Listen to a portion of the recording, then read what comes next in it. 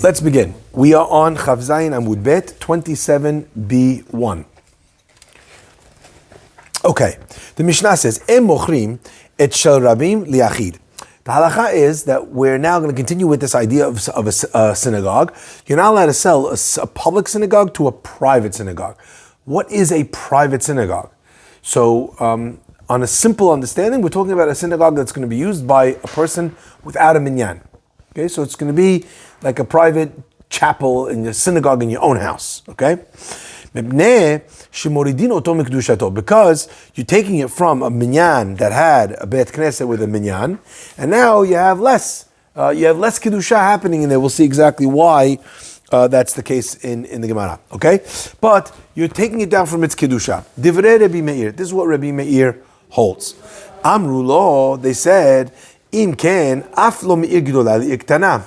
If the case is that you can't move from a situation where there's more kedusha to less kedusha, so the same way there's more kedusha in a synagogue that has a minyan, less kedusha in a synagogue that has less than a minyan. So too, if there's more people in the Bet Knesset answering Amen, saying Kaddish, answering kedusha, that's more kedusha, and less kedusha would be if there's less people. So you also should be not allowed to sell to a smaller city.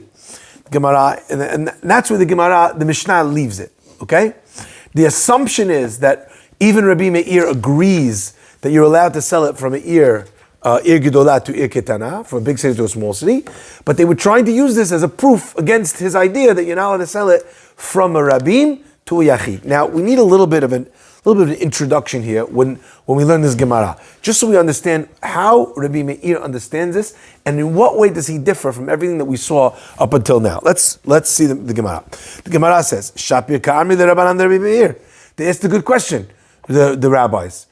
If you said that you can't go rabim to yachid, which means minyan to no minyan, so then you shouldn't also be able to go from many people to less people.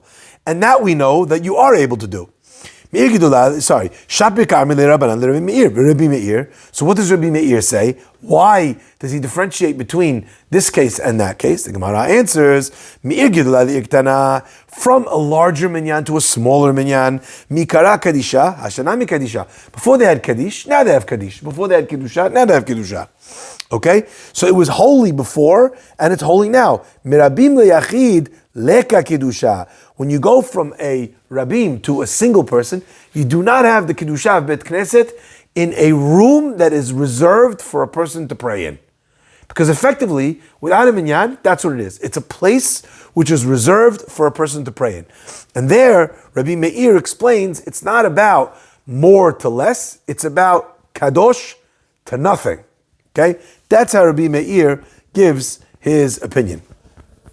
The Gemara says, V'Rabbanan, how do the rabbis hold? Rabbi Meir answered their question in a good way. Why is their question valid? The Gemara says, if you have to be worried about dialing it down from something to nothing, effectively every something to nothing is made up of many small steps. So if something to nothing is asur, then something to something less than must also be asur. Because if it wasn't, then why is something to nothing asur? You understand that? The Briskers used to say this idea. Let's say I walk across your linoleum floor without asking permission. Allowed or not allowed? Your what floor? I walked across your linoleum floor without asking permission. Vinyl flooring. Vinyl flooring. Allowed or not allowed? Doesn't matter. Any flooring. Right? You'd assume, what's the problem? I just walked across the floor. He says, I'm going to say yes because allowed, because the shortcut, we learned that there's no benefit from taking a shortcut. Okay, I like that idea. But the question over here is it geneva? So the Briskers used to say, 1 second, if you walked with 100 million people across the floor, what would happen? Nothing. Eventually, it scuffs, it wears away, right? Eventually, every floor that's worn, every building you go to that's old, that the stairs are bowed. That's why we have depreciation. Because the depreciation, exactly. That and other things. But either way, you keep walking. If one person didn't make a difference, then 1 million would make a difference, then 1 billion would make a difference. It's just that one is negligible, so you can't see it. Just because it's negligible and you can't see it doesn't mean I'm allowed to do it.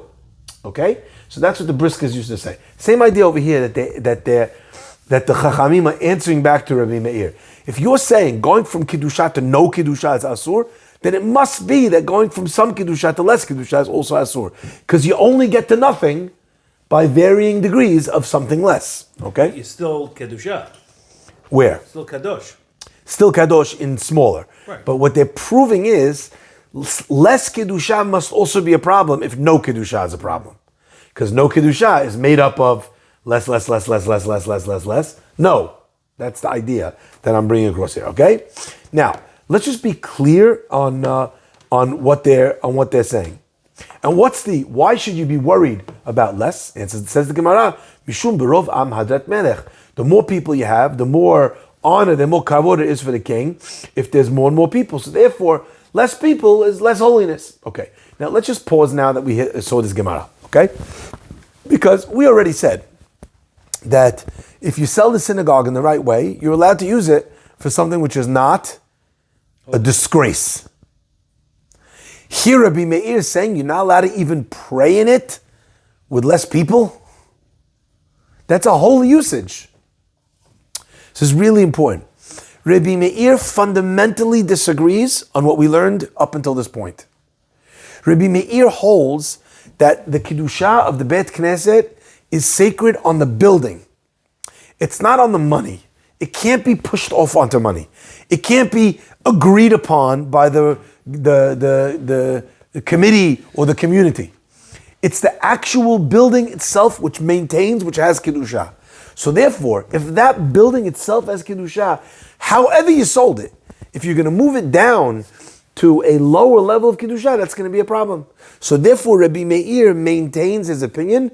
We don't necessarily hold like Rabbi Meir, but within that logic, that's why it bothers him if there's less. That's also why it bothers the Chachamim, where the Chachamim are saying that if it's Kadosh itself, then Ma'alin Bakodesh v'lo moridin.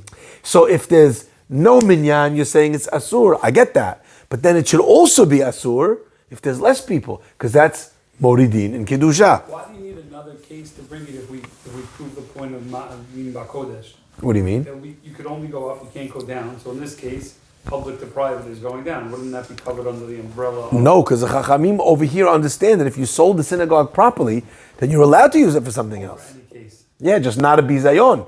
Now Rabbi Meir is bringing a big chidush. You can only sell a synagogue to, to another minyan. If the guy wants to use it as a private synagogue, not allowed. We're going to see in a minute some other iterations of this. Is that common? Private synagogues? I don't know how common, but it definitely is something that takes place. You go to synagogues. In fact, if you go to Bet Farhi in Damascus, there was a big, like a palace-type palatial residence called Bet Farhi. They were very wealthy.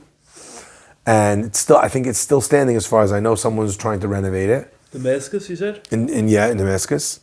The Farhis were everywhere. They were a very wealthy and powerful family, so they used to send one of their kids to each locale, and that was their like representative in their local branch type of a thing. So people see me all the time. They're like, "Oh, are you from Turkey?" "Oh, no, we're from Turkey." I'm like, "Yeah, you were from somewhere else until until they sent you to Turkey." Uh-huh. Okay, no one goes to Turkey on purpose. I'm joking. Okay, let's go. The Mishnah says as follows. So in the end, Rabbi Meir disagrees. The Chachamim say, look, according to your logic, this is what you should say. Rabbi Meir disagrees. And Rabbi Meir still holds with what he holds, which means that you could sell it to a smaller minyan, but not to a private individual. The Chachamim held, so long as you sold the synagogue properly, you can use it for whatever you want, so long as it's not a derogatory thing. And we'll see what those derogatory things are in the next Gemara, which is what we've been pushing off from the first Mishnah. Says the Mishnah, En mochrim bet knesset ela al tenai. You're only able to sell a bet knesset al tenai on condition she'im yirtzu yachziruhu. That if the people want, they could go back to the bet knesset. And if that happens, then the person they sold it to has no choice. I don't know if this exists. Does this exist in real estate today? An idea where I sell you something, and at any point, if I want it back, the sale is null and void. You can sell with, it's called a sale leaseback, but not really. No, because that's a leaseback. That's what I'm I saying. know, but the guy could have an option to buy it back. But You not, could structure it like that. but enforce? It's very, very enforced. No, It's an option, it's a call option. it's not. It's not in real estate. It's not common. It's not common, but I could, technically, I could Yeah. decide that if on whatever random day I would want to, you're forced. Plus, Rabbi, What? that's it. But Rabbi, you also have in the Torah. I'm not asking about the Torah. I'm coming from the Torah. I'm asking not in the Torah. You can put a stipulation that if they want to. A demolition clause? That's in a lease. If you want to, it's a different story. That's a different thing, the lawyer says. Not applicable. Okay. So, I mean, I guess. If Mars can't think of it, it probably doesn't exist. It doesn't. No, but it may not exist practically. But I'm sure that you could technically. You could make up whatever you want. You can put a clause in saying if they're going to sell it, you can buy it. No. This is more than that. This is you own it, except that at any point whatsoever, for any reason, Once the deed's transferred, you can't have it back. You can have an option to call it back. Yeah, it's like Nathan said. It's a call option. call You would option. have to have Okay. some sort of exchange of something. There has to be have to pay 'em consideration. back. You have to pay him back. Yeah, no, fine. No, here too. Money's returned. Here too, you'd have to pay him Got a back. home in a walled city, right? The walled city, that's The what guy it paid is. Similar. taxes. That's exactly what it is. Not really. It's not exactly what it is. Over there, the Torah instituted that sale was never a forever sale. Here, we're creating a conditional sale that is valid but also not It would never valid. happen because you would have to pay taxes on the sale, and no one would ever do Oh, that. don't worry, Taxes. we're getting there. Yeah? You know, you'll see. Okay. Says the Mishnah, "Em mochim beit hakneset," the Tana Kama holds you can't sell a beit knesset only on condition she'em yirtzu yachziru, that if they want, they could bring it back, and then they have no choice, they have to return it. Divrei Rabbi Meir. This is Rabbi Meir. Remember, this is the Rabbi Meir that we said already earlier, that the Kiddusha never leaves the Beit Knesset. So therefore, it has to be that at any point, if we want to be able to use it again, the sale returns. Chachamim omrim, mochrin oto mimkar olam. No, you're allowed to sell it, a forever sale. Chutz me'arba dvarim. There's 4 things that they can't sell it for that purpose. What are they? What are those things? Lemerchatz, so a bathhouse. Bursiki, we already had earlier, the place where they take the hides of animals and they tan them, or they, they work on those hides. The smell of a bursiki is like death warmed up. Okay, litvila. Or it never goes back. No. You can't sell for these purposes. Oh, the shul can never become. It can't be sold letvila for a mikveh. It can't be sold lebet hamayim for a for a laundry. It's true, the mikveh is a holy purpose, still dirty. but it's still not a bet knesset. And there's something a little bit about the mikveh which is not as tzanua. People running around in the bazilit. That's not a place which was once the Bet Knesset. Guys sitting down without clothes on. You're like, oh, I remember what the rabbi said here. Okay, let's carry on. You can sell a Sefer Torah to build a mikveh in town. Who said? Who said? I remember studying it 15 years ago. So if you just turn to what we learned less than 15 days ago, you'll see that the Mishnah says that you're allowed to sell a Bet Knesset, and it gives you the list of things that you're allowed to do with the Bet Knesset. And what did it say? Lochim idama Bet Knesset. Bet Knesset, lochim teva. And what did the Mishnah say? You have to buy a teva, which is an even holier thing than Bet Knesset, which is the box of the Sifrei Torah. There's no chance that you could sell Bet Knesset for a mikveh. What you're allowed to do is, if you sold it in a way where it could be used for anything, then it could be used for a mikveh. We'll see. I asked about a Sefer Torah. Sorry? For sure not. Yes? Remember, the Mishnah continues going down, and it goes, Teva lochim matpachot, matpachot pa pa pa pa. The last list in the book is, what happens if you have a Sefer Torah, aval im machru Torah, lo yikchu sfarim. They're not even allowed to buy nach, the sfarim of complete sfarim of the 24 books. They're not allowed to buy a Bet Knesset. They're not allowed to buy an Aron with a selling a Torah. Now, again, if there's a scenario where they sold it already, and that was the B'di'avad, and then there's a scenario, that's a different question. But to sell it for that, no. Okay? You sell a Beit Knesset, you convert like part of it into a mikveh, so you have both. So I would say no.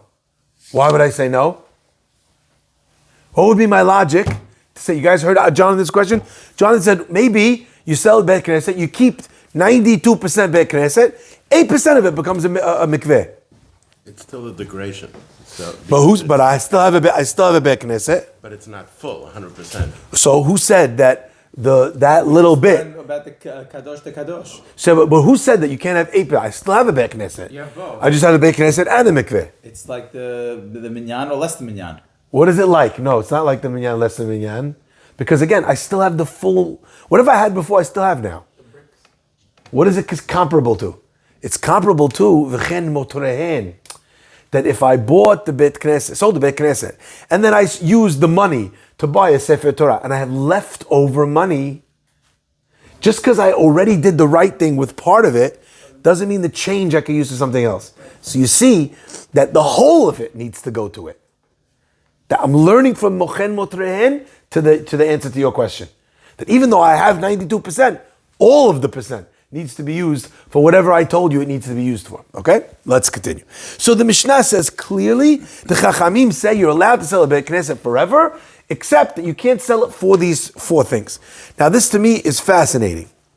Rabbi Yehuda says, Mochrin ota l'shem chatzer, you could sell the Beit Knesset to be used as a chatzer, as a courtyard. V'alokeach ma sheyirtzeh yaseh. It's like it changes hands twice. The guy who buys it, no, it's the same guy's hand. I sold it to you for a chatzer. As far as I know, It's like you were doing nothing. lishi. Yeah, well, I'm not sure how you mean that. Let me understand your mashal, and then I'll tell you if it's the. It's like you take the cup, you pour the hot water into the second cup, then it's like removed. So then you pour it into the third cup. Okay. And you can do whatever you want with it. You The can put a holiness tea bag is out. in it. You could.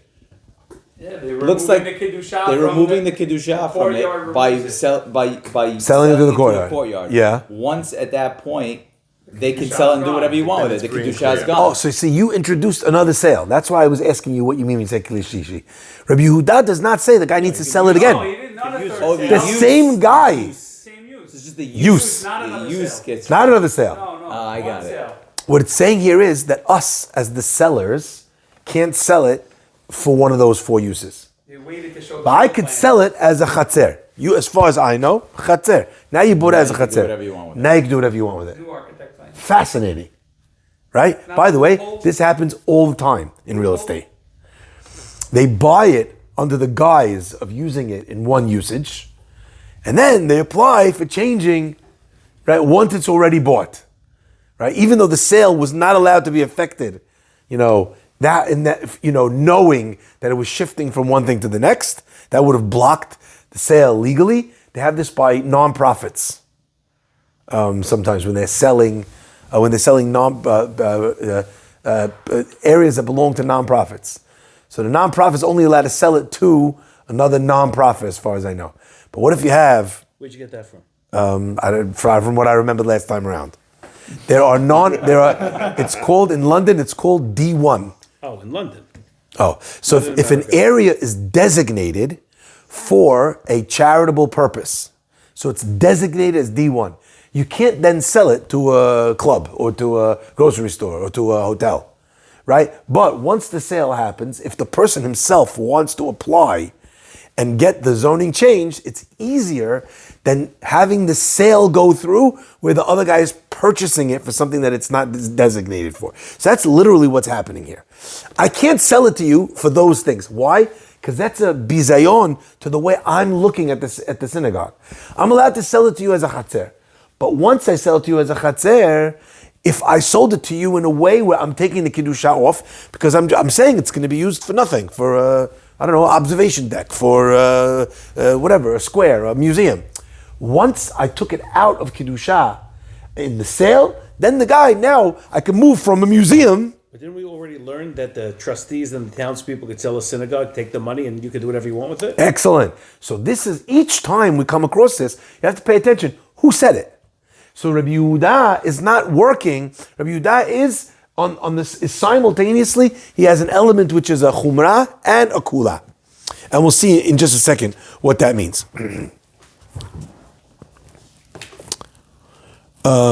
Okay. So we have three opinions here, remember? The first opinion was Rabbi Meir.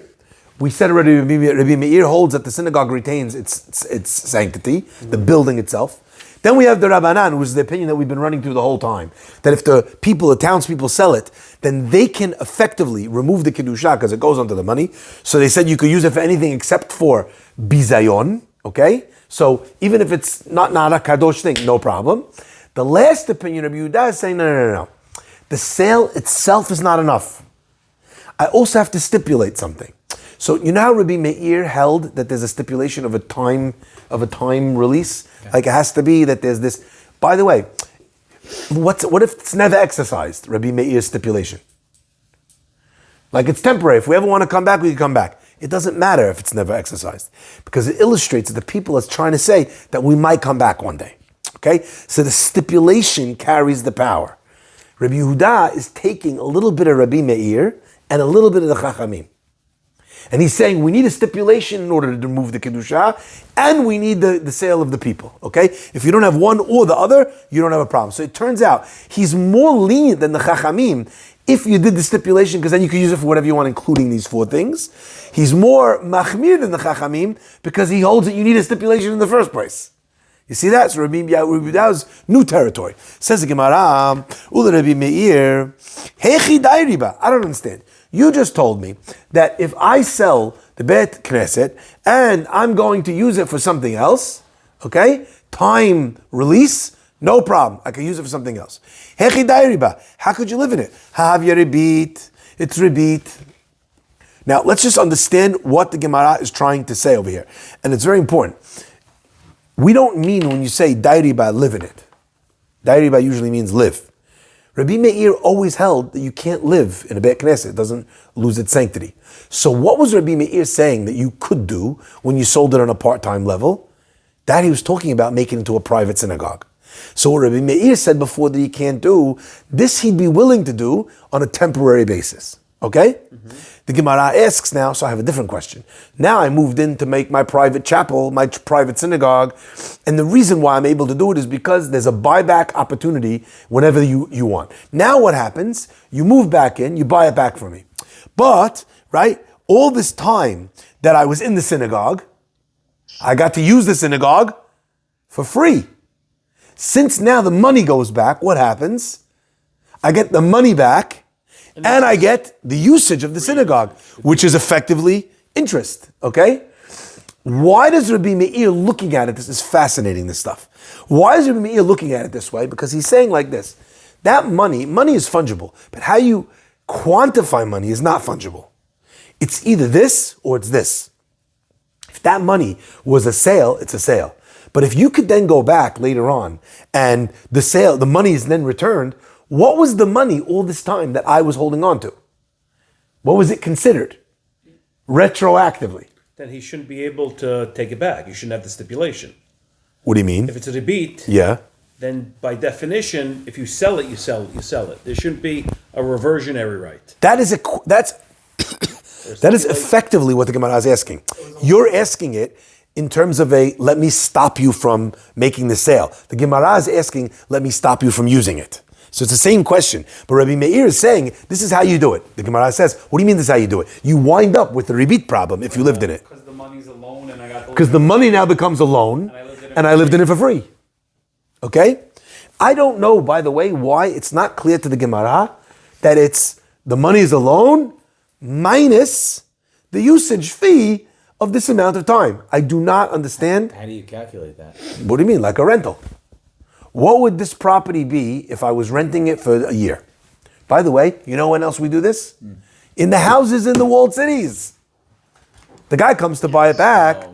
We then make a cheshbon. How much would you have paid for this place for 2 years, 3 years, 5 years? And we take that off of the money that you have to pay him back. We didn't say that if the buyers want to come back, you're returning it less the usage. We're saying the buyers come back, you're giving the shul back. I understand. But now the Gemara asks a question of Rabbi Meir. Rabbi Meir, how were you able to live in it? The answer is, what do you mean I paid for that?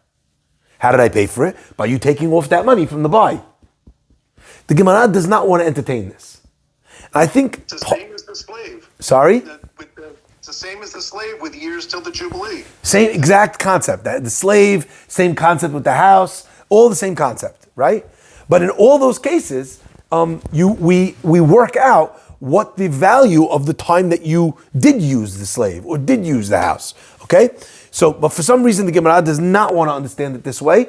I'm imagining, because the way the Gemara understood Reb Meir's stipulation is that if at any point we want to move back, we could completely undo the sale as if it never happened. And that's only possible if we don't remove any money from the amount of the sale. Do you understand that point I just made? Mm-hmm. Yeah? Okay. Let's carry on. Amar Rabbi Yochanan. Rabbi Yochanan is now going to answer the opinion of Rabbi Meir. And this is a little bit of a Gemara roller coaster ride. Let's go. Buckle up. Rabbi Meir b'shitat Rabbi Yehuda amira. The Gemara answers, Rabbi Meir over here is going according to the opinion of Rabbi Yehuda in the story of Ribit. What does Rabbi Yehuda say in the story of Ribit? De amar tzad echad b'ribit mutar. Literal interpretation of that means that when there is one face, one opening facing Ribit, but another opening not facing Ribit, which means it's not a foregone conclusion that this is going to be Ribit. There are other ways that this could fall out where there won't be Ribit. It's just if one thing happens, it will be Ribit. So conditional Ribit is not Ribit according to Rabbi Yehuda. You understand that? Mm-hmm.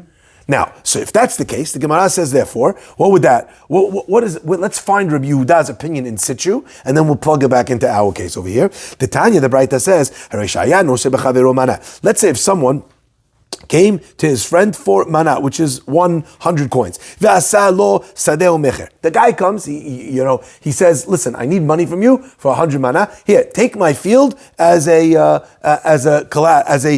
collateral. Again, collateral here is the wrong word. We'll see why in just a minute. Says the Gemara, Bizman shemocher ochel perot. If the mocher is eating the fruit, which means the person who borrowed the money, if he's eating the fruit of his own field, says the Gemara, mutar, no problem. Lokech ochel perot. But if the person who gave the loan is eating the perot, the fruits of the field that was given to him as collateral, asur. It's asur. Let's understand why. If the point is you're just having collateral, you have something to collect from, but the fruits I'm eating, then what happens when the money goes back? When I now come pay you back, who ate the fruits the whole time? Me. I ate my own fruits. You just were holding on to the deed of the land in order to get paid back if I could not repay you. But there was no rebit because the land and the money are interchangeable. However, what if there's a scenario where you're eating the fruits? And if it stays by you because I renege on the loan, no problem. You got that instead of your loan. But if I pay you back the loan, I come back to you, I give you here's all your money back, here's all your money back, right? I give you your money. Sorry. I give you your money. I just imagined a bunch of rabbis in robes going, money, money, money, money, money, money. Okay, fine. Either way, so he gives back the money, but now the guy ate 64 days of fruits and vegetables all this time. That's ribit. Yeah. The creditor, okay? But he may not have. He may not have. He may not have given it back. That's what the Chachamim say. Rabbi Yehuda, so the Chachamim say it depends who eats it. If the mocher eats it, the guy has no extra benefit. If the other guy eats it, it's ribit. It comes Rabbi Yehuda with this beautiful chidush. He says, no. Even if the guy who lent the money eats it, no problem. What do you mean? Ribit. The Gemara says no. Because Rabbi Yehuda's opinion is that tzad echad beribit is mutar. Because since there was a possibility of this not being ribit, so the fact that it wound up being ribit in this particular situational outcome, that's not considered ribit. Ribit is only when there's one outcome. Ribit. He may not have eaten the fruit, that's why we're saying it? Sorry? No, he may not have paid him back. He may not have paid him back. So in which case it was just a buying of the land. Okay. So retroactively, I ate my own fruit. Okay? Now, Ve'amar Rabbi Yehuda says, Ma'aseh baitus bat Zunan. There was a story with this guy. Sha'asa sadeh u'mecher. Al pi Rabbi Elazar ben Azaya. Rabbi Elazar ben Azaya told him that he could do exactly this thing. V'lokeach ochel perot haya. And in that scenario, the guy who lent the money was eating all the fruit, exactly like what I say. And Rabbi Elazar ben Azaya allowed it. They said to him, Misham ra'aya. That's what your proof was. That was not what the case was. Over there, mocher ochel perot haya v'lo lokeach. You got the case wrong. In that scenario that you're talking about, actually the guy who borrowed the money was eating his own perot, not the other way around. So therefore, there is no proof from that story that Rabbi Elazar ben Azaya holds like you.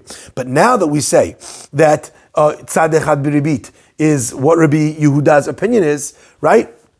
Says the Gemara, my binai, what is the difference between these two opinions? That was what the Chachamim and Rabbi Yehuda were arguing in that case. Mutar. Rabbi Yehuda holds mutar. Asur. And the Chachamim hold, no, it's asur. And therefore, since it's asur, tzad echad biribit, so therefore, it's only mutar if the lokeach ochel perot and not, mocher ochel perot and not the lokeach. That's okay? the borrower, not the creditor. Yeah. So far, what is the Gemara answering? Rabbi Meir, you have a problem. In this scenario, the guy, assuming they come back and they say, give us back the synagogue, turns out that it was a loan from the beginning. Loan from the beginning, I ate also all the years that I used the synagogue as there's a value there. That's ribit. Answers the Gemara. Rabbi Meir will have to hold like Rabbi Yehuda, tzad echad biribit, mutar. Okay? Now, the Gemara is now going to offer another approach how Rabbi Meir could hold what he holds, and still it's not ribit. Rava amar dekule alma tzad echad biribit asur. No, everybody holds tzad echad biribit is asur. V'hacha, what is Rabbi Yehuda and the Chachamim arguing about? Even Rabbi Yehuda holds tzad echad biribit asur. Hacha ribit al menat lehachzir ikabinayu. The machloket is, what if I give ribit and I'm giving it on condition that later on, I'm going to give it back. Mar savar, Rabbi Yehuda holds, Ribit amenat lachzir mutar. If I'm going to return it in the end of the ball game, it's mutar. Because in the end, I had no benefit from it. Yeah, like I'll give you the fruit back. Yeah, but this whole time, while you were eating it, it was a ribit. Rabbi Yehuda holds, if it's al menat lachzir, in a scenario where it becomes a loan. So in other words, we're stipulating. If I buy it, I was able to eat all this fruit all this time. If I don't buy it and it becomes a loan, then you know what will happen? All the fruit that I ate you, which is ribit, I'll pay you back for. Which is really my question from the beginning on Rabbi Meir. Why did the Gemara already figure this out, that this was the answer? And the answer is, now, like we said, according to this, because Rava is going to suggest that that's a machloket. And since it's a machloket, according to Rava, the Gemara does not want to assume that Rabbi Meir is stuck on one side of the machloket. Umar savar asur. Okay? Can we ask one more question? Sure, absolutely. If you had an entire synagogue of 300 people maintaining the synagogue for a year, it cost them all however much it cost them. Now only one guy has the private synagogue. He's spending a fortune in maintenance. Maybe he's spending more in maintenance than the repeat would have been, and therefore it's not repeat because he was upholding the maintenance of the building, and when the congregation buys it back, he actually paid more than he benefited. You're asking a very good question. I'll tell you the truth, I don't know the answer. Can I tell you why? Because the question is built on an assumption that in Ribit, there's an opportunity of balancing scales with money from here and money over there. I'm going to offset that expense with this expense. I don't know that that's the case. Like in other words, let's say I came in and you're telling me that it's Ribit, and I tell you no, but there's some other money that you owe me anyway. Am I allowed to?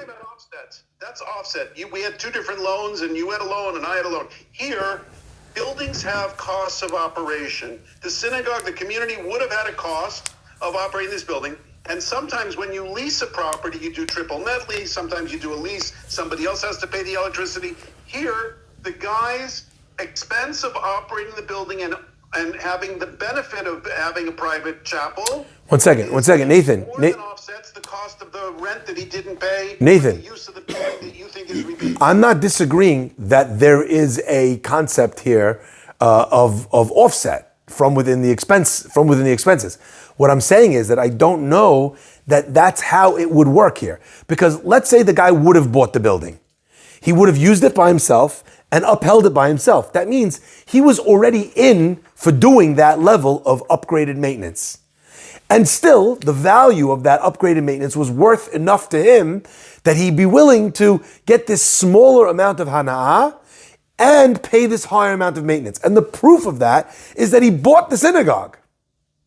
So in other words, the fact that there is this hana'ah might be enough to call it ribit, even if monetarily you could erase the shaveh kesef of his hana'ah. And who proves that that's what he wants? The actual purchase itself proves that. Aren't they mutually exclusive? That's exactly what I'm saying. I'm going to give you a crazy example for this. Ready for this? There's a famous teaching in the Gemara that says that a person who eats olives, too many olives, is kasher l'shikha, makes a person forget. There was a chief rabbi in Halab. He was eating a lot of olives. So one of the students came up to him. They're like, Rabbi, doesn't it say you can't have the olives? The rabbi said, what do you want from me? I eat a few olives, then I forget. Then I eat a few more olives. Nailed it. Right? Okay. So they came once to Rev Eliashiv, and they said to him, look, we heard that Rav Shlomo Zalman used to eat olives in olive oil. Why?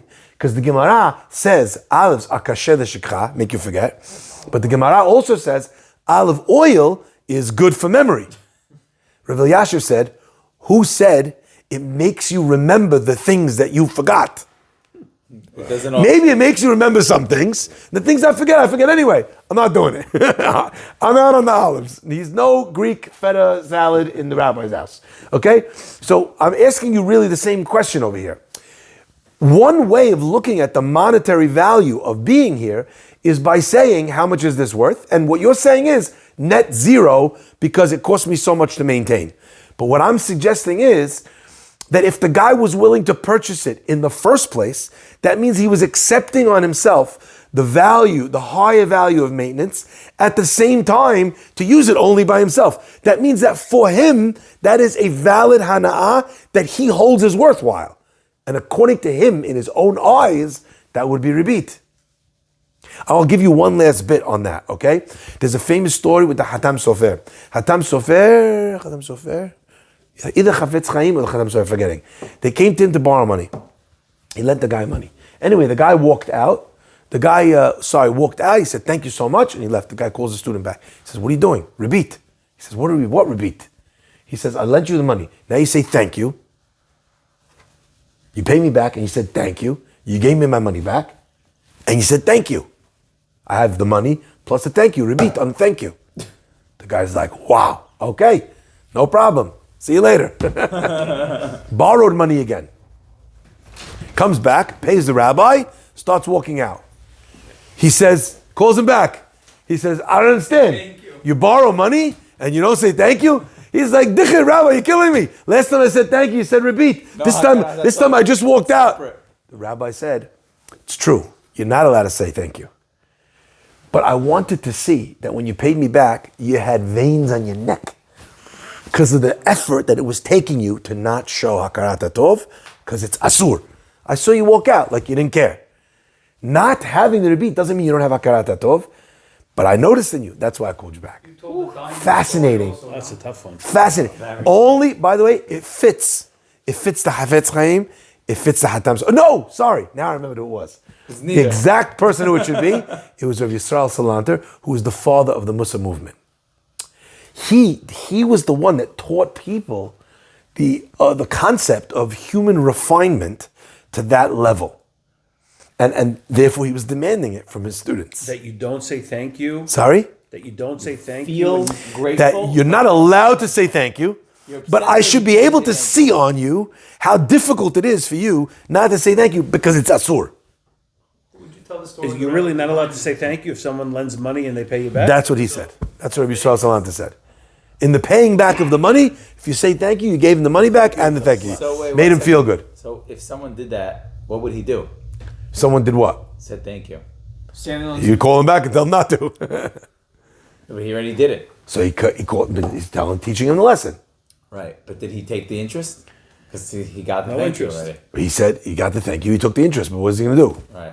He can't. He could not. There's another story. You remember that one? Yeah, amazing. Who Let's was see. the rabbi? Let's see if you remember that one. No, that was one with the. The other. he gives That was the gift. story with the Chazam Sofer. That's Oh, why I got. that's Because I told both stories. Tell that one. Further. No, please. All right. I had enough repeat stories already on the turning around and around and around and around the diamond. Fascinating. A beautiful story. You want to Fascinating. keep hyping it up without telling us No, the you story? gotta tell him. You guys just missed my second amazing dad The pun. facet. Fascinating. Okay, let's understand what happened over there. The Hatam Sofer came a gift after he lent him. after he lent the money, and the rabbi takes the diamond. He goes over to the window. He's like, "Wow, this stone is amazing, so beautiful. So this is 50 times calling everyone over. Look how beautiful the stone was." Afterwards, he says, "It's repeat here. I can't take it. Give it back to him." Anyway, they never saw him go ooh and ah over anything physical in their life. They're like, what was that whole thing about? He said, the guy came to give me a gift, rebit. If I didn't look at it, I didn't care about it. So what kind of sachar do I get for not taking rebit? This much. Wow. But if I learned, I saw, I observed how expensive, how much, how many beautiful, how it was dough, I don't know what the numbers are, and then didn't take it, now I turned down a flawless diamond. Now my sachar for rebit is enormous. A beautiful understanding of the way the world should work. Baruch Adonai Le'olam. Amen ve'amen. Okay.